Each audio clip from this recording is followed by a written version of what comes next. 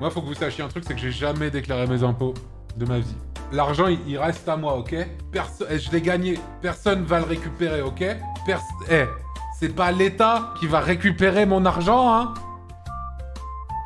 Moi, j'ai un... C'est évidemment une plaisanterie, bien sûr, mais je connais des streamers slash youtubeurs. Faut savoir que c'est vraiment un milieu de débiles, hein, bien sûr. Je m'inclus dedans, bien sûr. Mais il y a des gens qui, pendant 10 ans d'activité sur YouTube ou Twitch, que je ne citerai pas, bien sûr, ont pas déclaré. C'est même pas ils ont fraudé ou... Enfin, ils ont juste pas déclaré. Et au bout d'un moment, bah, t'as l'URSSAF qui est arrivée, elle a fait « Bonjour! Comment ça va? C'est 120 000 balles que tu nous dois tout de suite, là! C'est 120 000 balles !» Du coup, il y a des gens qui ont été un peu dans la merde à cause de ça, hein, bien sûr.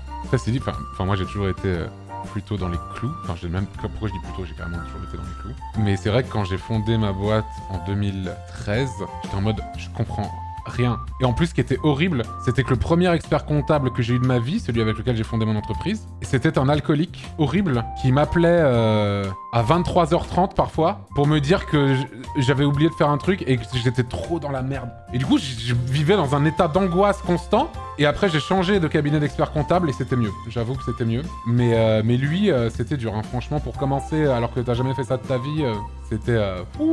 Il m'appelait bourré à 23h30. Il me laissait des messages en mode « C'est trop la merde, t'as oublié de déclarer tel truc » parce que je savais pas, il me l'avait pas dit parce qu'il était trop bourré pour me le dire, je crois. Bon, au final, tout s'est bien passé. Mais il m'a fait trop peur, ce con, putain! Il y a vraiment eu des dingueries en fraude fiscale sur YouTube. Fraude, j'en sais rien. Mais des gens qui ont laissé traîner le truc parce que, tu sais, t'as la sensation du...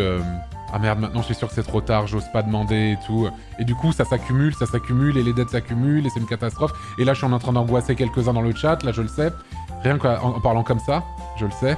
Mais je sais qu'il y a eu des cas comme ça, oui. Mais c'était pas volontaire, c'était pas des trucs... maintenant, la plupart, je pense, sont régularisés, on va dire. J'espère. Pour eux, surtout. Vraiment. Franchement, payer de l'argent pour s'acheter une tranquillité d'esprit, moi, c'est tous les jours, hein. Tous les putains de jours. Hein. Je me dis, oui, prenez-moi la somme que vous voulez, tant que je ne me dis pas, je suis angoissé, j'ai oublié de faire tel truc, ils vont me rattraper parce que j'ai fait tel machin et tout. Alors que tu pourrais juste quitter le pays. Tout à fait. C'est vrai que tu pourrais quitter le pays. Il y en a qui le font, hein. Not a big fan, bien sûr. Mais bon, je peux rien dire. Je peux plus rien dire.